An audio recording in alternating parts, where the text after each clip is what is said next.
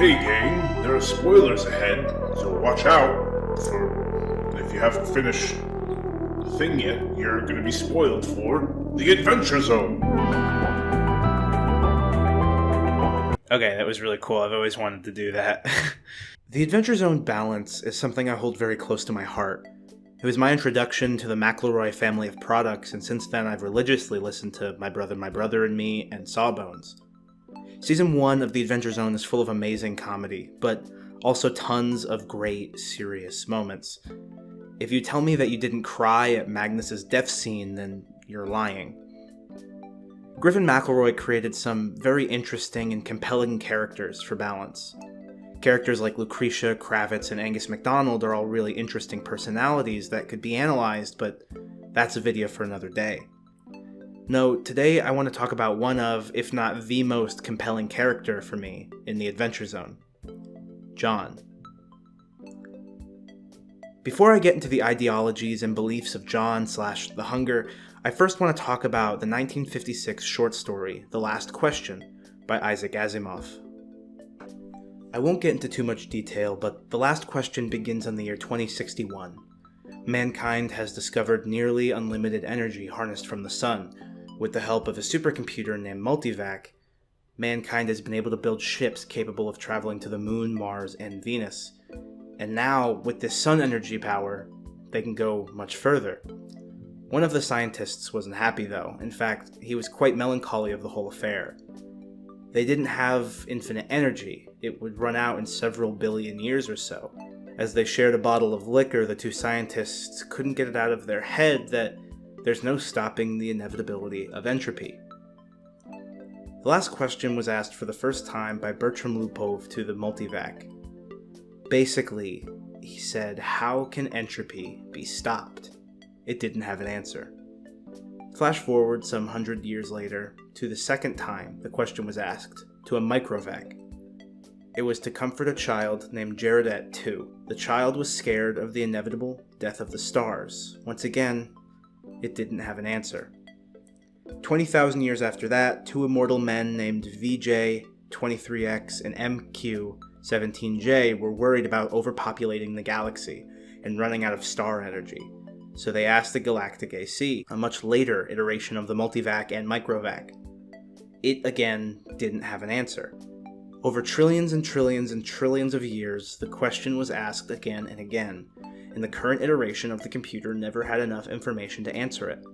Man had evolved from normal people like you or me, to immortal bodies, to floating consciousnesses, able to leave their body, to eventually one collective consciousness. This collective consciousness was simply named man.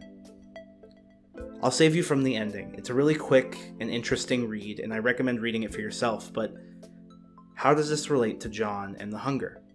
Well, from my quick summary, you might immediately assume that the last question is about entropy. Basically, entropy states that everything is slowly decaying and nothing can stay in the same state forever, but I'd argue that while entropy is the driving force of the story, Isaac Asimov's story is about dissatisfaction. In the Adventure Zone, we meet John in episode 63. Him and Merle make an agreement to answer each question honestly, and over the course of the episode, John answers 4 big questions. The first 3 can simply be boiled down to what I want, what I was, and what I am. The 4th monologue answer from John is what I want to focus on here. He kind of shakes his head and he says, "What am I doing?" And he looks out the window for like a minute without talking. And he turns back to you and says, "To have friendship, Merle, it requires you to love someone and be invested in your shared happiness. And these things, Merle, friendship and love and happiness, they're all so small. In the grand scheme of things, Merle, they last a second. And I just don't... I think there was probably a time where I had joy, where I experienced fleeting happiness or anger or fear, but God, it's just been so long, Merle. I I used to spend my days considering the nature of time and existence. Maybe that brought me joy once, but unlike everybody else who ever thought about those questions, who ever pondered the meaning of it all, and you may find this hard to believe, but I solved it, Merle. I saw the fullness of time. I pondered eternity and was the first person and only person to successfully visualize its treacherous arc. And he says, perhaps for some people who think about it, there's nothing but infinite oblivion, the eternal erasure of your consciousness. Or for some, it's eternal life in their God's glorious kingdom, or eternal cycling through all the inhabitants of their world. Any of these options, Merle, any of them are just erasure or contentment or revival. Any of them are fine as abstract concepts. But eternally, Merle, eternally? You can't possibly conceive of the length of eternity, Merle. I have. It's maddening and hopeless, but it's this burden we're all saddled with from the moment of our creation. It's a finish line that, by its definition, will never arrive. It stretches forever and ever. It's too ambivalent to even taunt those trapped behind it. It is the cruel price of existence, Merle, and it is too horrible to bear once you've seen it. Existence, Merle, life, Merle, is horrible. To exist, to live, is horrible. John says here that the idea of the afterlife, or any continuation of life into eternity, is nothing short of contentment. John saw all the spiritual theories available to him, and none of them made him satisfied. None of them made him content. Much like in the last question, Bertram Lupov lived in a world with nearly infinite energy, and he never again had to worry about that in his life, but he's not content with it. There's always something terrible that will be looming closer. There will always be an end to what you have. The act of being content is only something that has sprouted up relatively recently. With electricity and technology becoming more available by the day, we as humans have had to worry less about survival, which in turn makes us feel like we should be content. Michael Carson said this in a Psychology Today article called The Lure of Contentment. It is not human nature to be content. It is human nature to dream of contentment.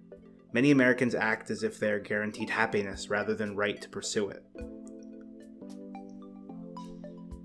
John is an interesting, albeit probably accidental, foil to the last question.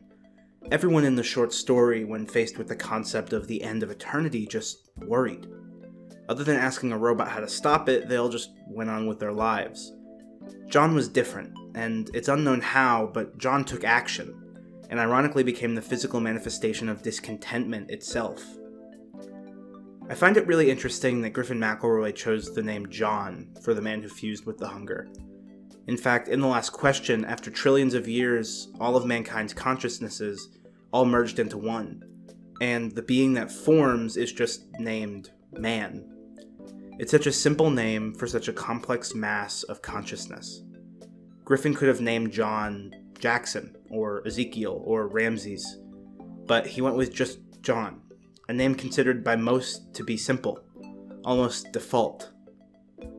The McElroy brothers are astounding storytellers. It's insane to me that the same person who put amiibos in his mouth on YouTube is also the same person who created this extremely complex and dynamic character in John.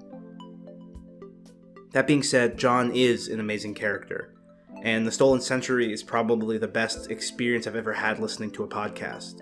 Being content is such a strange concept, because when you are content, it's sad. Being satisfied is almost against our nature, but striving to be satisfied, striving for contentment is totally in our nature. And if there's one thing to learn from the arc of John and the hunger, well, I think it's best put by Merle. Because at the end of the day, that's all you got. It's looking back on the joy you had and the joy you found and the joy you gave other people. Hey, thanks for watching. I really enjoyed making this video, and if you liked it, make sure to give it a like, and go ahead and subscribe. I'm a huge fan of Adventure Zone, and if you are too, then maybe you like this video. I made a video last week about the I Want song. If you like that, go ahead and kind of watch that. That'd be cool. Also, you can follow me on Instagram and Twitter and most other places at Joanner.